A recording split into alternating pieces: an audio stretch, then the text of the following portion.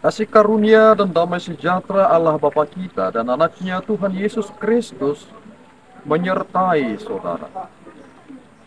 Amin.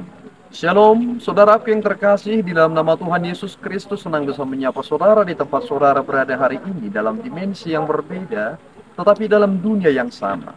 Sebagai insan yang diciptakan untuk Tuhan sebelum melakukan rangkaian aktivitas kita pada hari ini, marilah kita mengawalinya dengan memuliakan Tuhan lewat pujian kita dan mendengarkan firman Tuhan.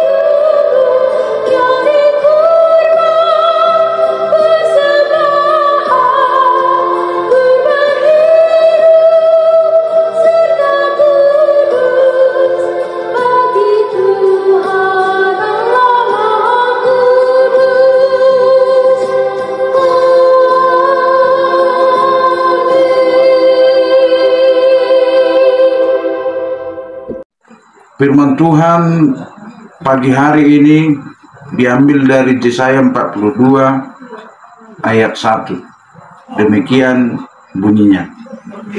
Lihat, itu hambaku yang kupegang, orang pilihanku yang kepadanya aku berkenan.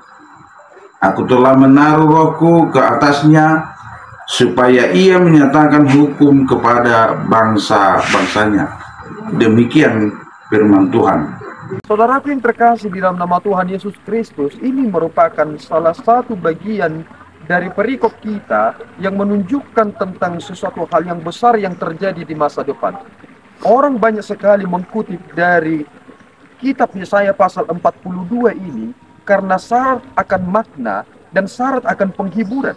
Lihatlah penghiburan yang dinyatakan oleh Allah lewat nats ini, bahwa Allah mempersiapkan atau sedang ingin memberikan kepada bangsa Israel seorang hamba. Persoalannya saudaraku, kita tidak akan bisa mengerti tentang makna ini ketika kita tidak merujuk kepada Kristus. Bahwa penggenapan dari nats ini adalah Yesus Kristus. Dan kemudian kita melihat bagaimana Yesus Kristus sangat menderita dalam pelayanannya. Ia bukan hanya menderita, tetapi dia juga disalibkan, mati di kayu salib. Ini merupakan suatu gambaran tentang apa yang akan diberikan Allah kepada umat manusia, yakni Yesus Kristus yang menyelamatkan seluruh umat manusia di dunia ini. Kita perlu memperhatikan bahwa ketika dikatakan, lihat, itu hambaku yang kupegang, orang pilihanku yang kepadanya aku berkenan. Jika saudara melihat hal ini dan kemudian memparalelkannya ketika Yesus Kristus dibaptiskan, maka saudara akan memahami tentang teks ini. Ketika Allah berkata bahwa ini adalah anakku Kepadanya lah aku berkenan.